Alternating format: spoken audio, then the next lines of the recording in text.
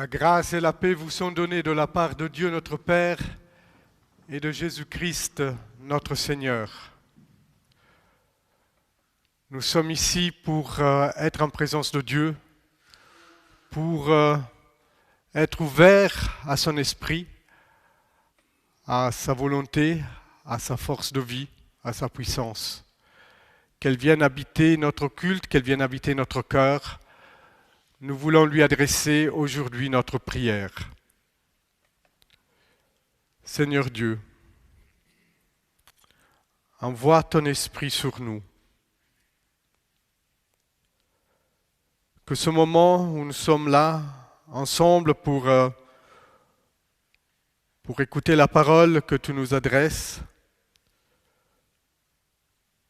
que ce moment soit un moment d'ouverture à ton esprit, à ta présence,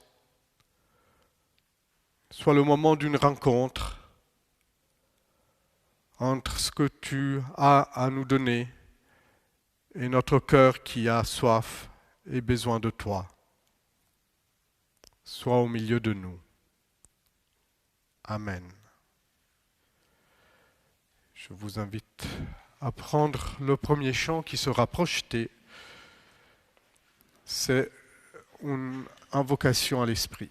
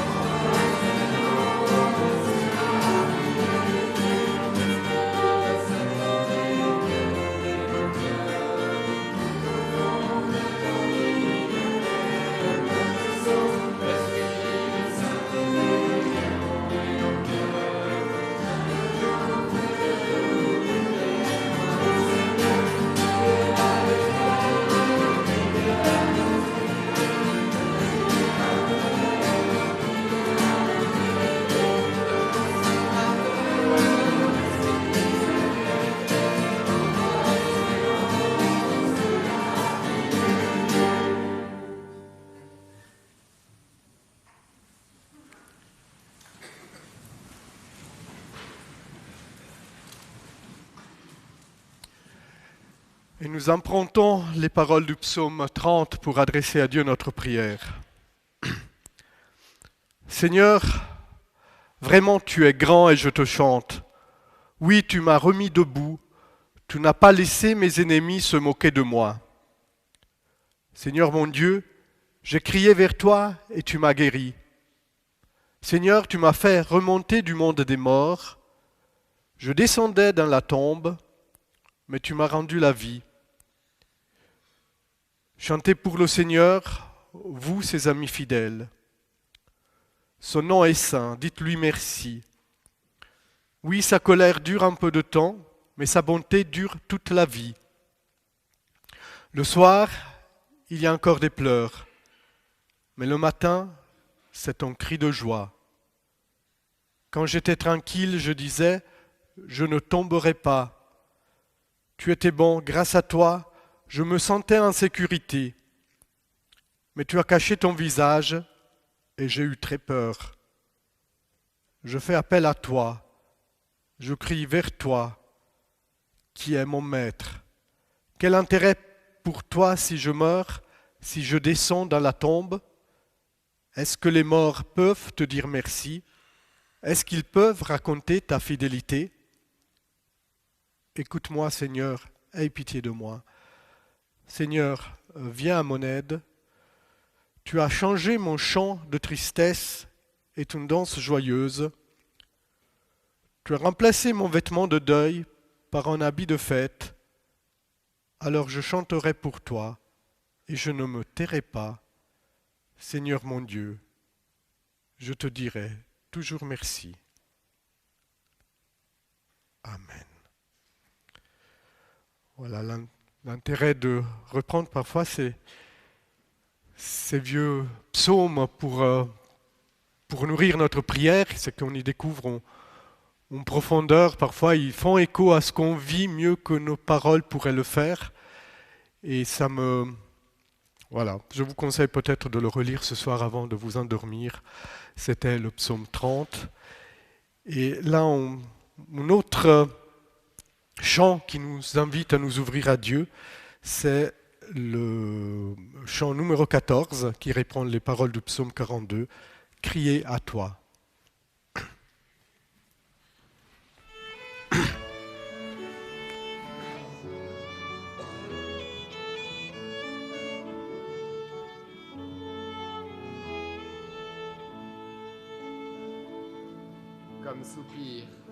Comme soupire une biche après l'eau d'un ruisseau, moi aussi, ô Seigneur, je soupire après toi. J'ai soif de toi, mon Dieu, d'être là devant toi, de venir dans ton temps, me présenter à toi, pour qu'enfin me reviennent les souvenirs d'antan, où heureux je courais vers ta maison. Je veux crier à toi, plutôt que de me plaindre, je veux compter sur toi, te louer à nouveau, l'espérance et la joie seront dans ta présence. Je veux crier à toi, mon sauveur et mon Dieu. Je voudrais retrouver cet amour et ce Dieu, encore une fois plus être fort.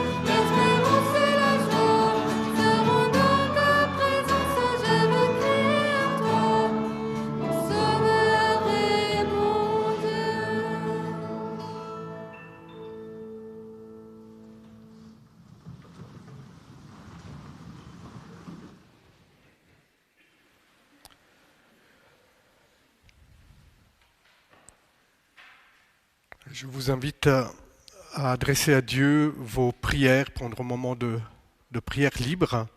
Surtout prier pour tous ces enfants qui sont là, qu'on a la chance d'avoir, qui bientôt vont nous quitter pour se préparer entre eux à approfondir le message de Jésus. Et je vous les remets aussi à votre prière. Vous pouvez prier aussi pour tout ce que Dieu vous met à cœur.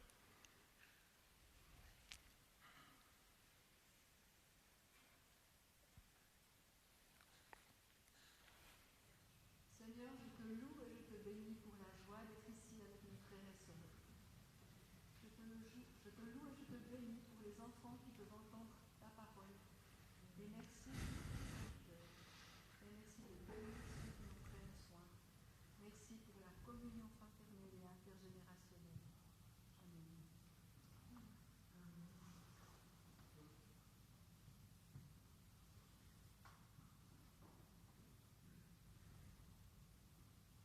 Seigneur, dans ta présence, c'est la joie et la paix. Que cette vérité, Seigneur, soit toujours plus réelle pour chacun de nous, petits et grands. Et que nos cœurs se tournent vers toi et recherchent cette présence. Que ce soit pour les enfants, que ce soit pour les aînés parmi nous, que ce soit pour nous au milieu. Que nos cœurs recherchent ta présence, qui est la source de tout ce dont nous avons besoin. Amen.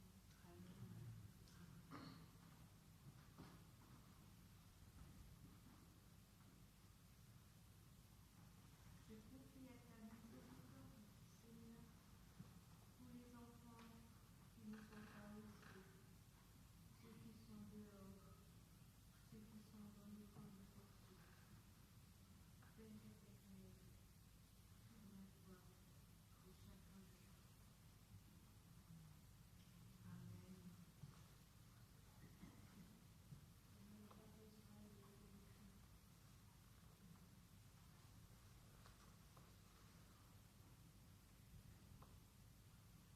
Merci Seigneur pour la joie que les enfants nous ont apportée lorsqu'ils ont chanté pour nous.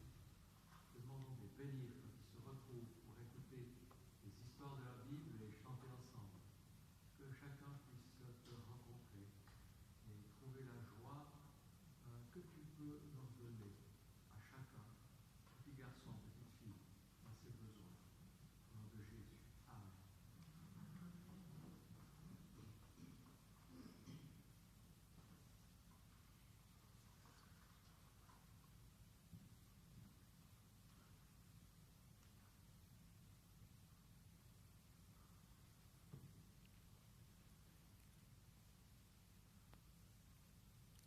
Voilà, nous adressons à Dieu encore ce chant avant de bénir les enfants et de prendre congé d'eux. Vous avez compris combien vous êtes importants pour nous.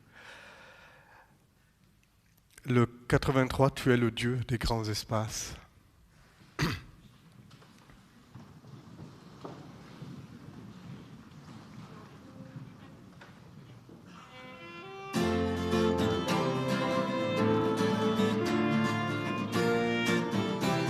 Tu es le Dieu des grands espaces. Tu es le Dieu des grands espaces et des larges horizons.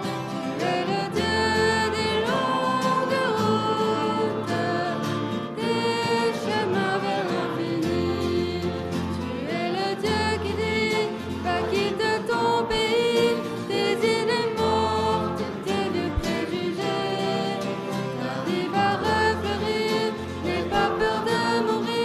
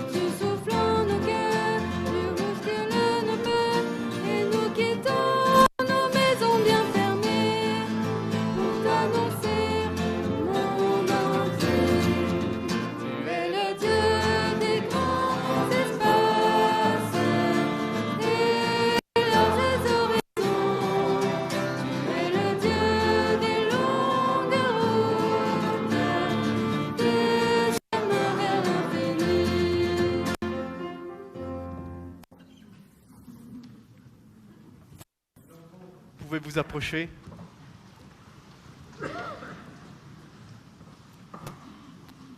Vous êtes vraiment nombreux, hein? C'est les bonnes résolutions de 2024.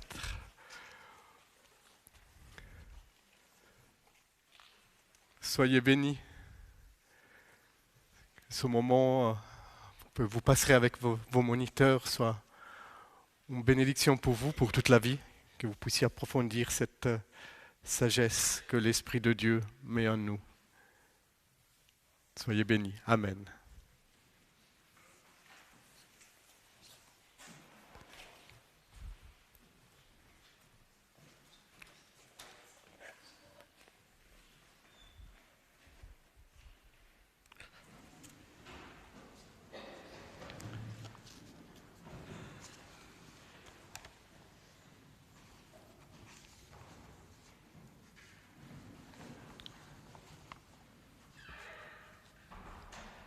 Nous prions encore avant de recevoir les textes du jour. Seigneur, ne laisse pas notre voix parler plus fort et plus haut que toi. Ne laisse pas les bruits du dehors étouffer ta parole. Seigneur, nous croyons que tu as une parole pour nous aujourd'hui. Accorde-nous un cœur vide pour la recevoir. Qu'au travers des mots, nous entendions la voix de notre Père et que la reconnaissance nous inonde. Amen. Et dans l'Évangile de Jean, au chapitre 1er, nous lisons les versets 9 à 13. La parole est la vraie lumière. En venant dans le monde, elle éclaire tous les êtres humains. La parole était dans le monde, et Dieu a fait le monde par elle, mais le monde ne l'a pas reconnue. La parole est venue dans son peuple, mais les gens de son peuple ne l'ont pas reçue. Pourtant, certains l'ont reçue, et ils croient en elle. À ceux-là, la parole a donné de pouvoir devenir enfants de Dieu. Et ils sont devenus enfants de Dieu en naissant non pas par la volonté d'un homme et d'une femme, mais de Dieu.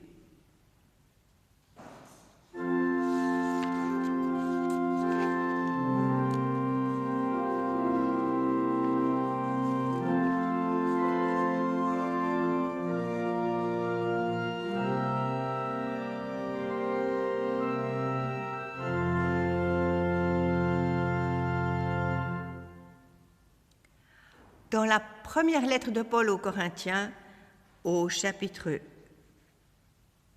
2, les versets 6 à 15. Pourtant, c'est bien une sagesse que nous enseignons aux chrétiens adultes dans la foi. Mais cette sagesse n'est pas la sagesse de ce monde. Ce n'est pas la sagesse des puissances mauvaises de ce monde qui seront détruites. Nous enseignons la sagesse mystérieuse de Dieu qui était restée cachée. Mais avant que le monde existe, Dieu avait préparé cette sagesse pour nous donner la gloire. Aucune puissance mauvaise de ce monde n'a connu cette sagesse. Si ces puissances l'avaient connue, elles n'auraient pas fait clouer sur une croix le Seigneur plein de gloire. En effet, les livres saints disent, et je cite, « Il y a des choses que les yeux ne voient pas, les oreilles ne les entendent pas, les êtres humains n'y ont jamais pensé. Eh bien, ces choses-là, Dieu les a préparées en faveur de ceux qui ont de l'amour pour lui. » Fin de citation. Et c'est à nous que Dieu les a fait connaître par l'Esprit Saint. En effet, l'Esprit Saint connaît tout, même les secrets les plus profonds de Dieu. Les secrets d'une personne humaine, qui les connaît? Personne, sauf l'esprit humain qui est en elle. De même, les secrets de Dieu, qui les connaît? Personne, sauf l'Esprit. Nous nous n'avons pas reçu l'esprit du monde, nous avons reçu l'esprit qui vient de Dieu. Alors nous pouvons reconnaître les dons que Dieu nous a faits. Nous ne parlons pas de ces dons avec les mots que la sagesse humaine enseigne. Ainsi, nous expliquons les choses de l'Esprit de Dieu avec les mots qui viennent de cet Esprit. Celui qui pense seulement de manière humaine n'accepte pas ce qui vient de l'Esprit de Dieu. Pour lui, c'est une folie et il ne peut comprendre cela. Oui, c'est seulement l'Esprit Saint qui permet de bien juger ces choses. Et celui qui a l'Esprit Saint peut juger de tout. Mais lui, personne ne peut le juger.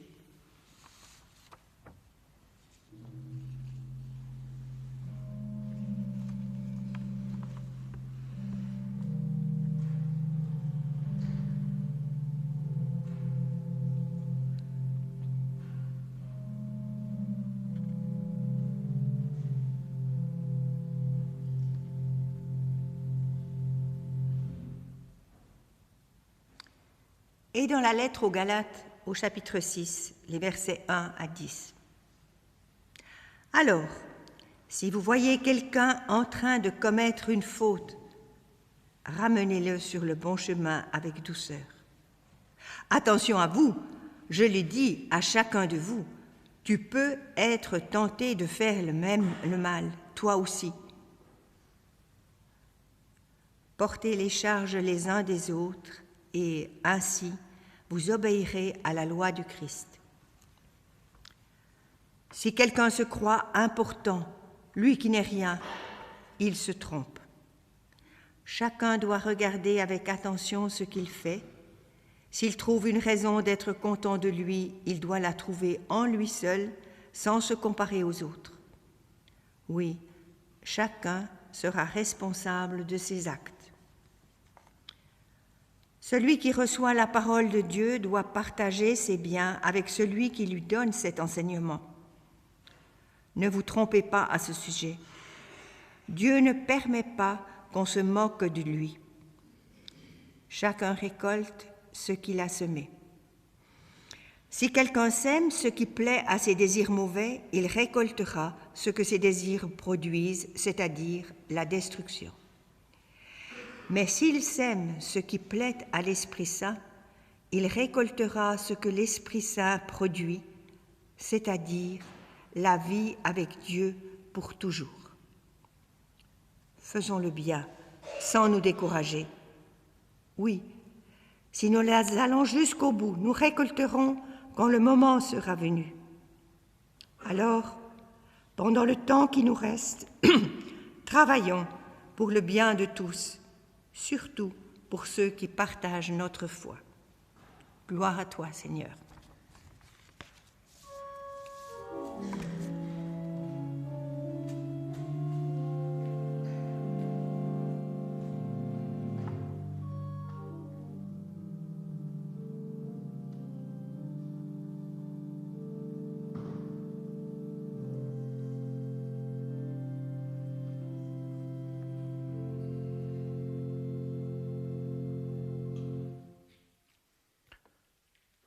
Je voulais partager avec vous ces trois lectures qui m'ont beaucoup accompagné ces temps. J'ai vécu une période de Noël, des fêtes un peu particulières. Vous savez, en stagiaire, je lui ai dit, c'est la seule occasion que tu as pour voir comment on peut adapter l'Évangile à une période importante pour l'Église. Et je lui ai dit, tu prendras la moitié au fond des choses que je fais d'habitude pendant cette période. Et puis, j'ai un collègue qui va prendre bientôt sa retraite, qui a dit, j'aimerais encore pouvoir être présent pendant les fêtes pour partager ce moment. Et je dis, tu prends l'autre moitié. Ce qui fait que je me suis dit, c'est une période de Noël comme je n'ai pas vécu depuis 30 ans. Calme, je pensais, en tout cas. Mais vous savez que quand l'esprit humain n'est pas pris par une activité, il commence à divaguer ailleurs, et puis j'ai commencé à être habité par des pensées qui étaient, en tout cas qui ne me laissaient pas de paix. J'ai commencé comme ça à réfléchir un peu sur mon ministère, sur ma foi, sur la foi de l'Église, sur la mission de l'Église, mais au fond, qu'est-ce qui nous différencie des autres? On vit dans une société dont on dit qu'elle a des racines chrétiennes, qu'elle a une culture chrétienne, que cette culture est en train de se perdre. Est-ce que le christianisme est une culture? Est-ce que c'est un système de valeurs? Je me posais même la question si le mot christianisme était approprié. Quand on lit la Bible, on ne nous demande pas d'être chrétien, on nous demande d'être disciples du Christ. Je ne sais pas si vous sentez la différence. Si on me demande est-ce que tu es chrétien, je peux facilement dire oui. Ouais, j'ai des ancêtres chrétiens, j'ai une éducation chrétienne, j'ai été baptisé, je suis chrétien. Si on me demande est-ce que tu crois en Dieu, je peux facilement dire oui, il doit y avoir bien quelque chose au-dessus de nous. Si on me demande est-ce que tu es disciple du Christ, c'est un peu plus difficile de répondre avec l'affirmatif. Est-ce que je suis entièrement engagé avec toute ma personne à suivre le Christ? Et pourquoi pas suivre un autre? Il y a eu d'autres maîtres, d'autres philosophes, d'autres sages dans le monde. Est-ce que le Christ a amené un enseignement différent?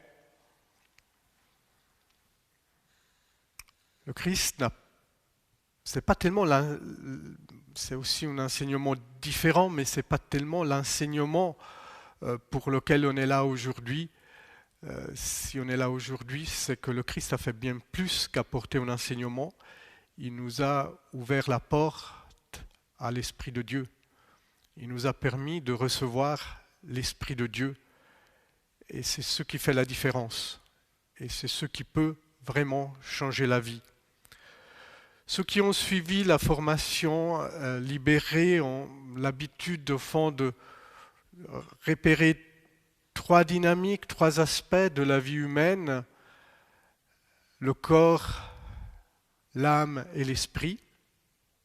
Enfin, il y a un seul passage dans le Nouveau Testament où ces trois éléments sont ensemble, c'est dans la première épître aux Thessaloniciens, où l'apôtre Paul invite les croyants à purifier leur esprit, leur âme et leur corps.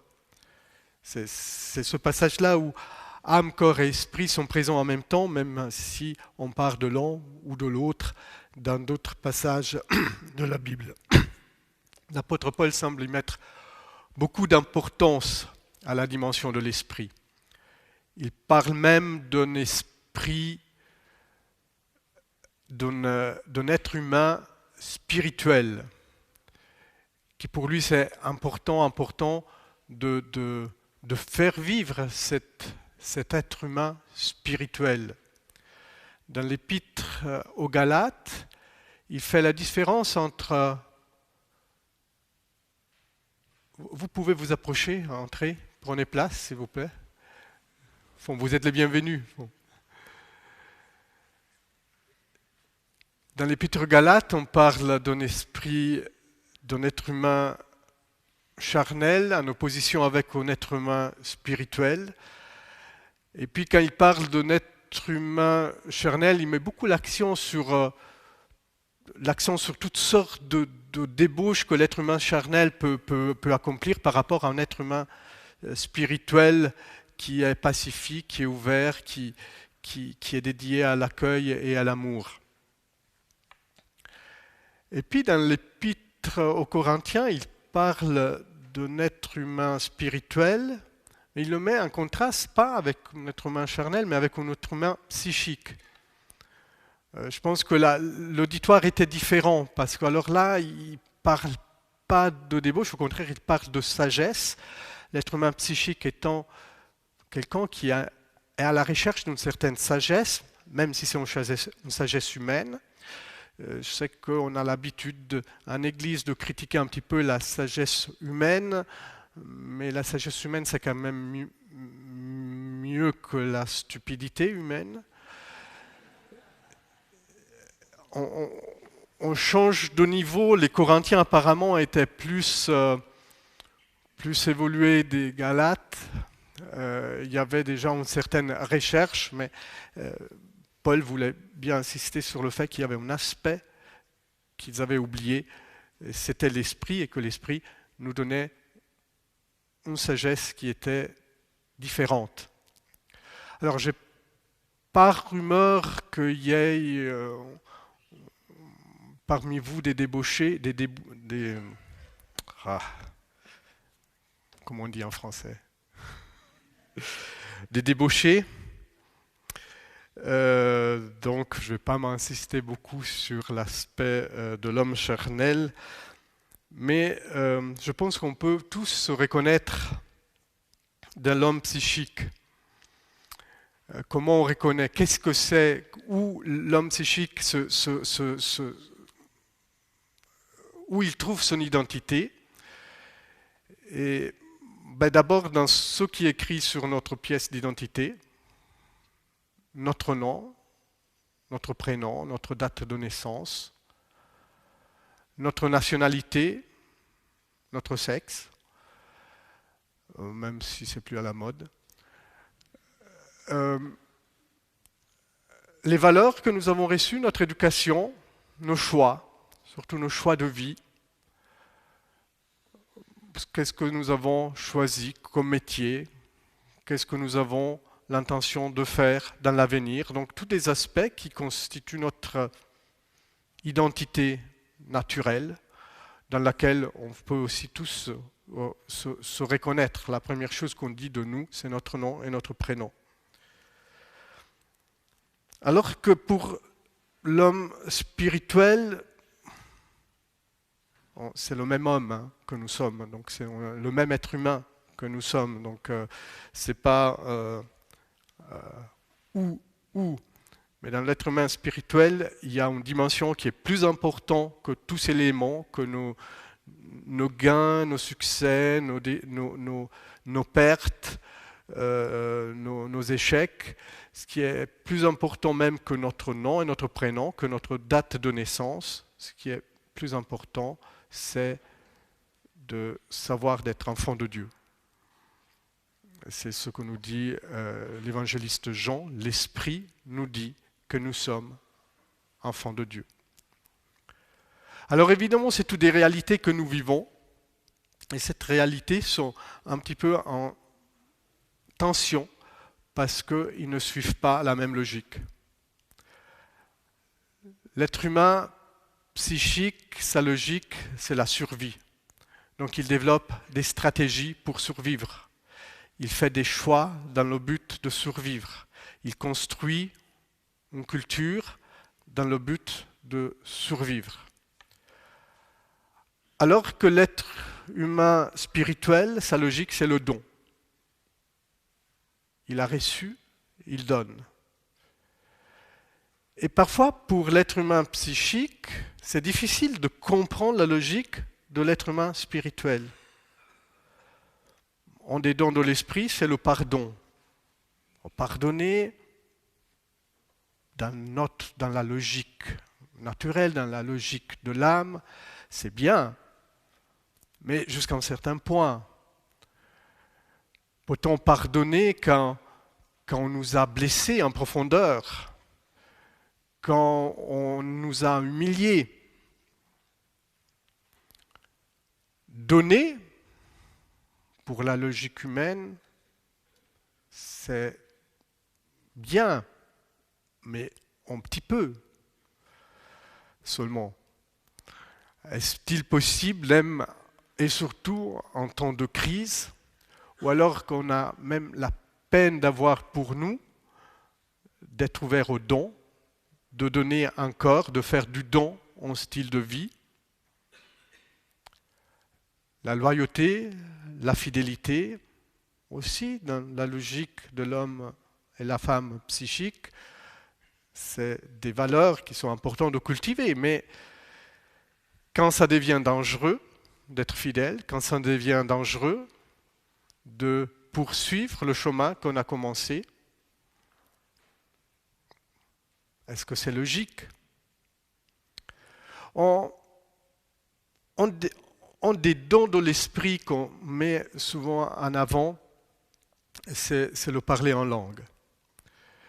C'est un don qui est particulier pour moi, à deux raisons. D'un côté, par rapport aux autres dons de l'esprit dont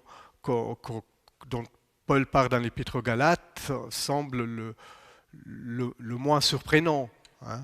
Donner, être fidèle, pardonner, ce sont des choses beaucoup plus grandes que de parler en langue. Mais en même temps, il y a un symbolique. Il y a un symbolique qu'on retrouve dans tous les dons, c'est celle d'être incompréhensible à l'homme psychique. D'ailleurs, les chrétiens animés par l'esprit ont souvent eu de la peine à se faire accepter dans une société qui était fermée à l'esprit de Dieu. Les premiers chrétiens avaient été persécutés, même par des sages, même par des philosophes qui n'étaient pas violents, qui étaient ouverts, qui étaient pour la tolérance, trouvaient que le message chrétien était dangereux. Parce que la logique de l'esprit, ce n'est pas une logique de survie, c'est une logique de don. D'ailleurs, ça donne aucune de garantie. Si vous suivez la logique de l'homme psychique, vous avez des chances de réussir dans la vie, de vivre longtemps. C'est quelque chose de bien, hein, ça fait partie de nous. Mais quand on prend la logique de l'esprit, c'est moins sûr. Hein. Jésus n'a pas vécu longtemps. Alors, tant qu'on pense que les hommes psychiques, c'est ceux de l'extérieur, il n'y a pas de problème. Le problème, c'est quand on les sent au fond en nous. On sent cette lutte en nous. C'est quand on a envie de donner, on sent qu'on doit donner, et puis il y a une autre voix en nous qui nous dit, mais au fond, ce n'est pas raisonnable. C'est quand on sent qu'on doit faire un chemin de pardon, et il y a une voix en nous qui nous dit quand même. Et alors, dans cette tension, comment faire? Parce que autant l'homme charnel que l'homme psychique, que l'homme spirituel, fait partie de nous, donc ils ont le droit d'être là, mais comment survivre dans l'antagonisme entre ces trois réalités, homme, corps, esprit, où parfois ils n'ont pas la même volonté, ils ne fonctionnent pas selon la même logique. Et on doit à un moment donné, décider à nous, mais quelle est la voix qu'on veut écouter d'abord. Hein, les autres voix, tout d'un coup, peuvent être aussi cohérentes. Hein. Je veux dire, je vois un incendie, je jappe, je ne suis pas en train de faire des grandes théories pour savoir que je dois quitter la place. Je dois choisir un métier, je dois choisir aussi un plan de vie si je veux lui donner une cohérence. Mais je suis quand même obligé de mettre une hiérarchie. Et on sait, on l'a entendu aussi dans l'Épître aux Galates, c'est que quand on choisit la logique de l'homme charnel, quand on donne d'abord d'importance à nos instincts, à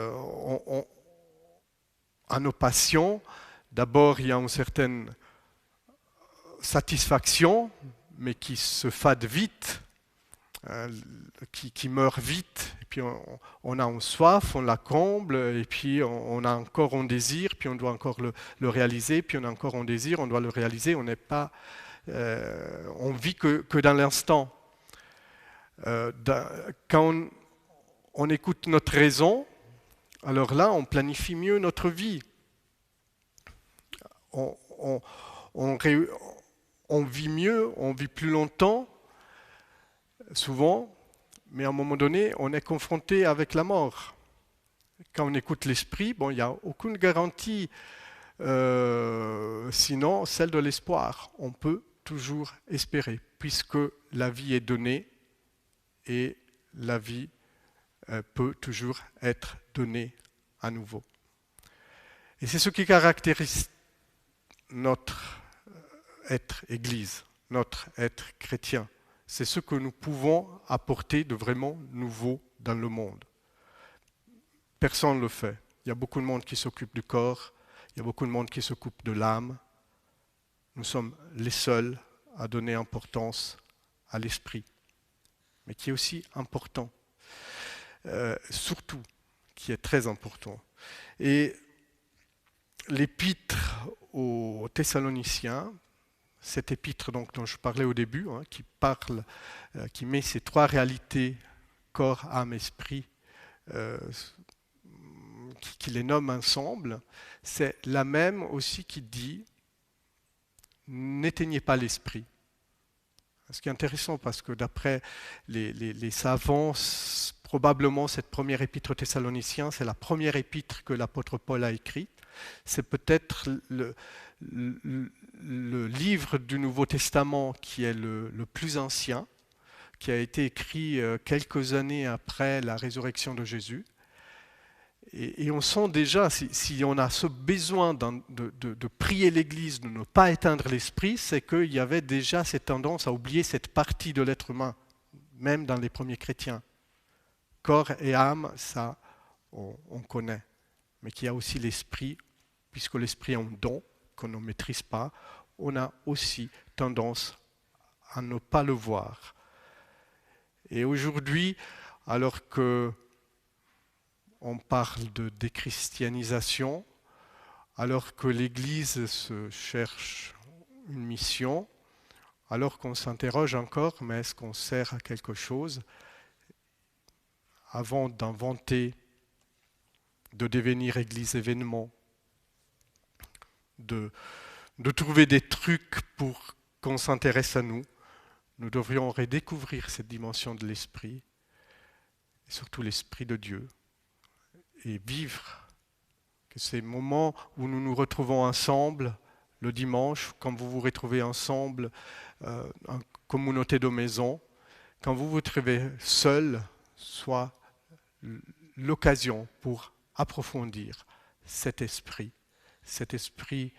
l'esprit que nous avons, mais surtout l'esprit de Dieu qui nous est donné et qui nous permet de participer à tous les dons que Dieu a prévus pour nous. Amen.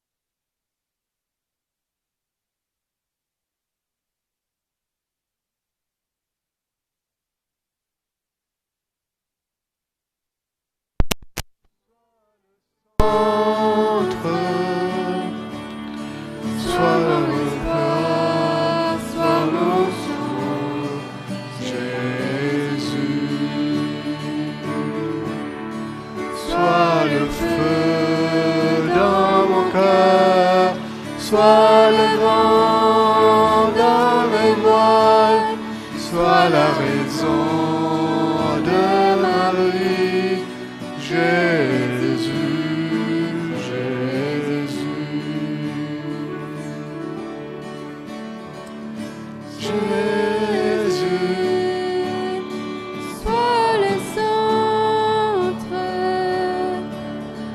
sois ma lumière, sois ma source, Jésus.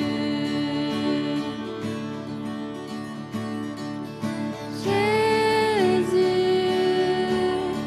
sois ma vision, sois mon chemin, sois mon guide, Jésus. Sois le feu dans mon cœur, sois le vent dans mes voiles, sois la raison de ma vie, Jésus, Jésus. Sois le feu dans mon cœur. Sois le feu dans mon cœur, sois le vent dans mes voiles, sois la raison de ma vie, Jésus, Jésus.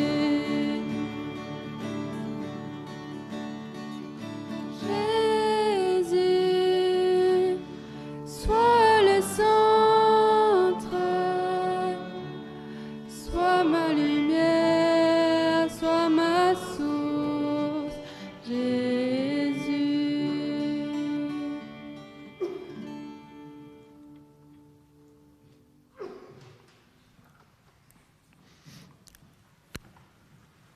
Oui, Seigneur,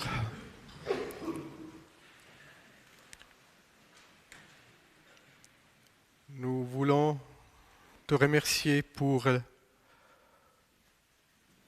tout ce que tu nous donnes. Nous voulons reconnaître que ce que nous avons, c'est un don de toi. Et ce que nous partageons, c'est au fond la continuation de ton œuvre.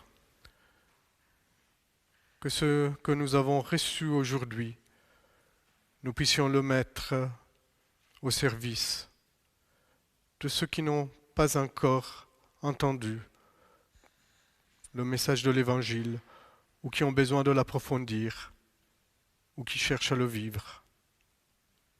Nous voulons te les remettre. Au nom de Jésus. Amen.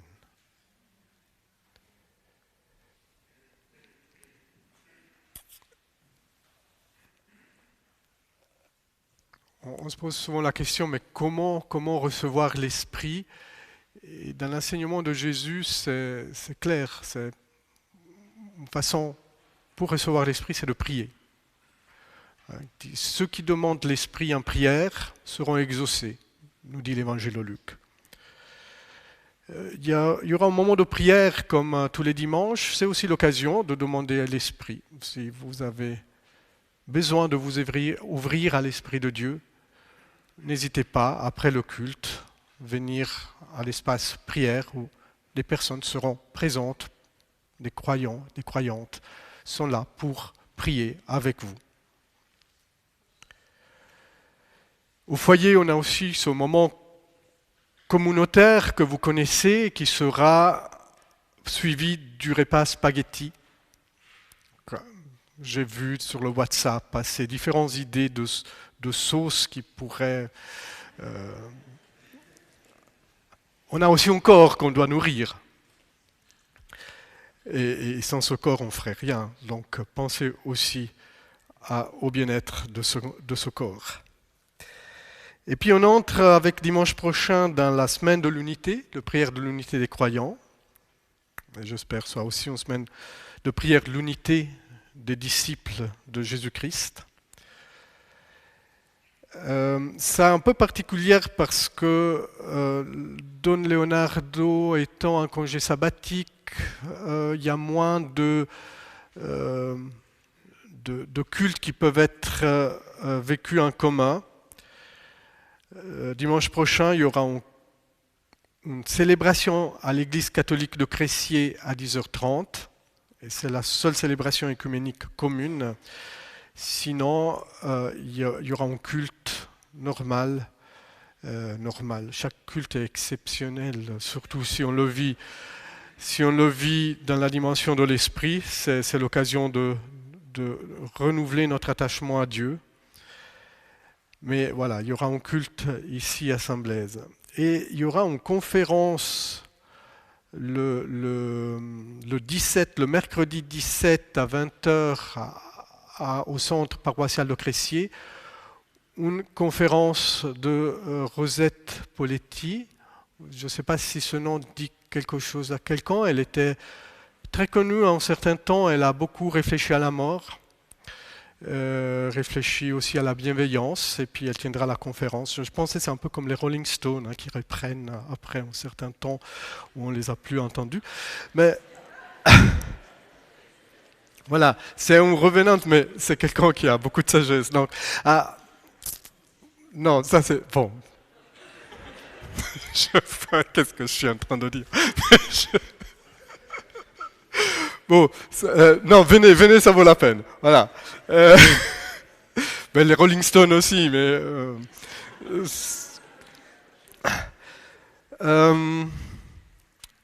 avant d'introduire Michel, son annonce pour dire, bon, vous avez peut-être, ceux qui ont fait le cours Libéré, reconnu un petit peu qui a stimulé un peu mes réflexions pour aujourd'hui. En fait, pendant cette période, c'est cette période de fête où j'étais avec mes interrogations profondes et j'étais beaucoup nourri par le livre de Gilles Boucomont, Libérer le corps, l'âme et l'esprit. C'est un livre que j'avais essayé de le lire une fois, ça ne me parlait pas, là ça m'a parlé beaucoup. Je l'ai trouvé vraiment d'une profondeur et d'une pertinence remarquable, et c'est aussi le livre de base pour le premier cours de Libéré, et c'est Michel qui va nous en parler.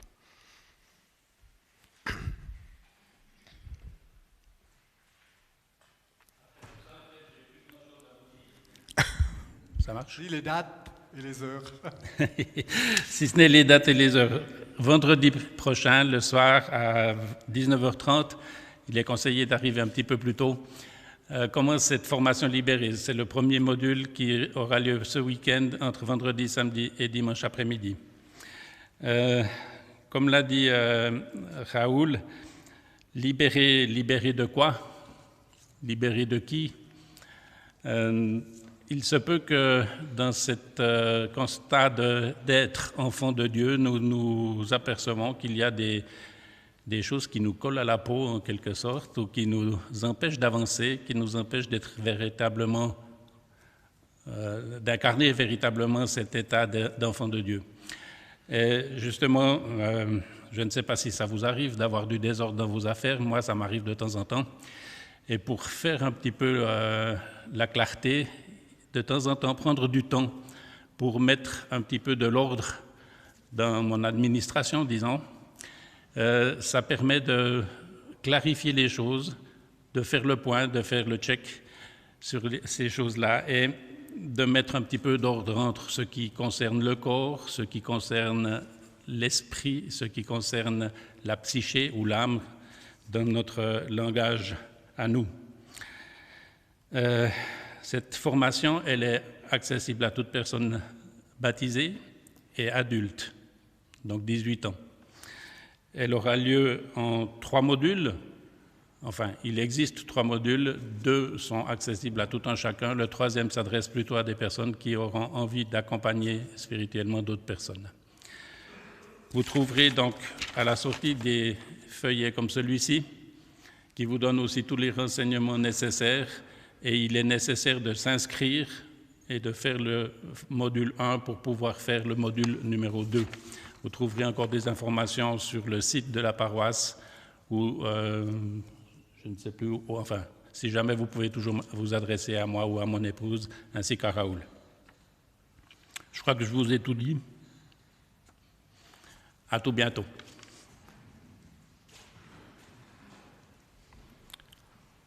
Marie-Ariette va nous conduire dans la prière d'intercession.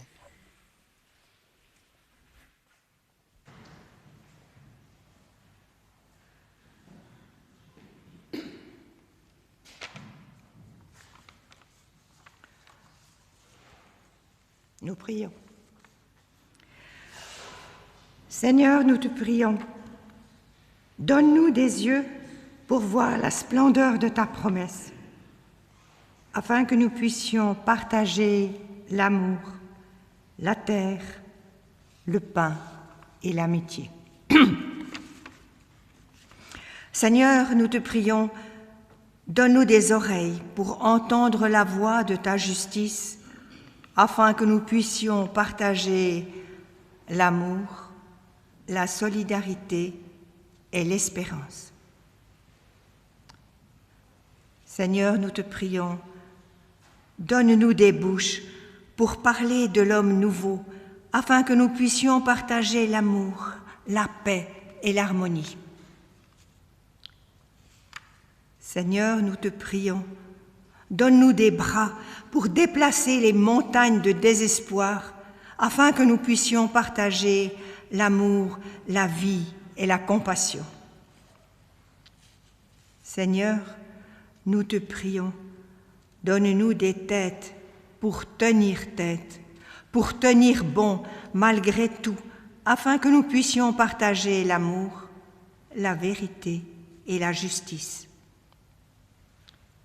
Seigneur, nous te prions, donne-nous des cœurs qui s'ouvrent à la vie, à la vraie vie, afin que nous puissions partager l'amour, la parole et la terre nouvelle. Avec les mots que Jésus nous a donnés, tous ensemble, nous te prions. Notre Père qui es aux cieux, que ton nom soit sanctifié, que ton règne vienne, que ta volonté soit faite sur la terre comme au ciel. Donne-nous aujourd'hui notre pain de ce jour. Pardonne-nous nos offenses, comme nous pardonnons aussi à ceux qui nous ont offensés. Et ne nous laisse pas entrer en tentation, mais délivre-nous du mal, car c'est à toi qu'appartiennent le règne, la puissance et la gloire, au siècle des siècles. Amen.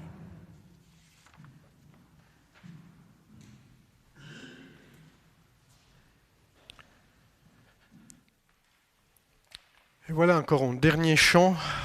Viens Esprit de sainteté. 87 sera projeté et nous resterons debout pour recevoir les paroles de bénédiction.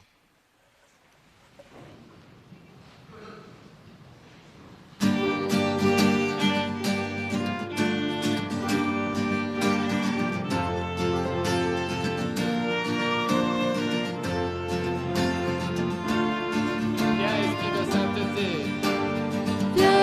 Esprit de